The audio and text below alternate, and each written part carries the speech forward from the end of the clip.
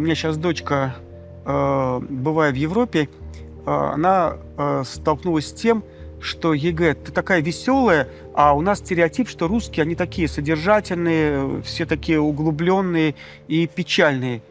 И она вдруг говорит: я, говорит, потому что думаю сейчас по-английски. То есть, если она думает по-русски, у нее более сосредоточенное выражение лица.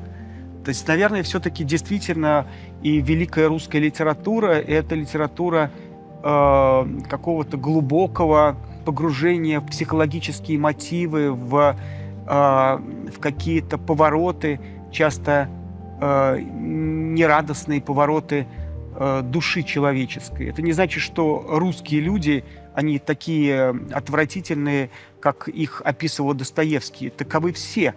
Но русский писатель Федор Михайлович Достоевский первый, кто погрузился в эти мрачные бездны человеческой души.